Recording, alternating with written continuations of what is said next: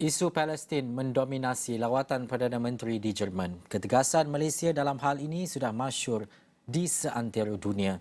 Namun, pasti ada yang skeptikal. Tidakkah ia hanya kenyataan negara tanpa ada sebarang natijah bermakna? Irfan Faruqi di Hamburg bawakan perkembangan usaha Datuk Seri Anwar Ibrahim menjuarai isu Palestin dan membasmi Islamofobia yang kian meningkat di Eropah.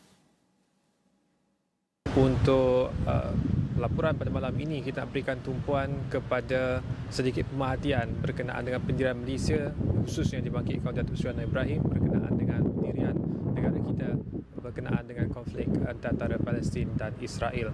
Di mana seperti yang kita tahu bahawa Malaysia sudah pun ataupun merupakan antara negara yang terawal menyatakan pendirian bersama dengan rakyat Palestin dan perjuangannya untuk dibebaskan daripada sebarang bentuk apartheid dan juga rampasan tanah dan juga hak, dan juga untuk memastikan kebajikan mereka dijaga dan bukannya terus ditindas, yang mana tidak kurang daripada 10 sesi debat urus dan pertemuan di antara Yang Berhormat Perdana Menteri Datuk Seri Anwar Ibrahim dengan pemimpin-pemimpin dunia sejak daripada insiden 7 Oktober lalu sehinggalah yang terkini. Dapat disaksikan pendirian itu terus konsisten, dan antara lain pastinya ketika lawatan ke Jerman, kita dapat saksikan juga tumpuan berkenaan dengan pendirian Malaysia dan isu Palestin itu terarah dan terserlah apabila media dalam sidang media bersama di antara Perdana Menteri dan juga Chancellor Jerman, daripada 4 soalan yang diajukan, 3 daripadanya melibatkan berkenaan dengan isu Palestin, dan Esrawani dimaklumkan bahawa dalam terbual di antara Perdana Menteri bersama dengan media Jerman juga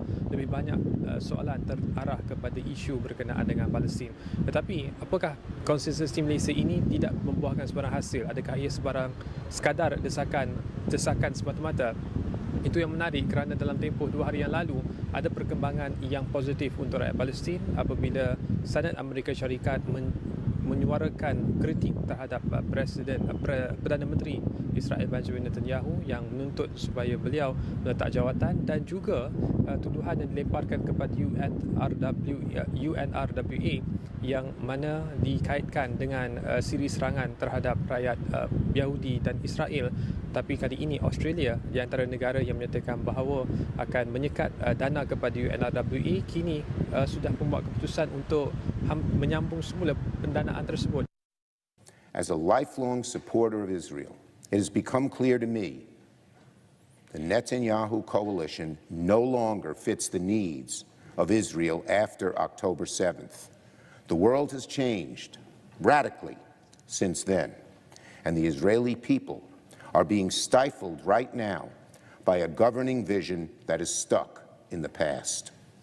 Nobody expects Prime Minister Netanyahu to do the things that must be done to break the cycle of violence, to preserve Israel's credibility on the world stage, and to work towards a two-state solution.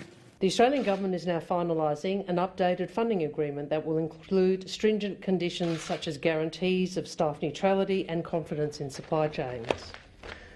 On that basis, and after consideration by the National Security Committee this week, Australia is unpausing our contribution to UNRWA.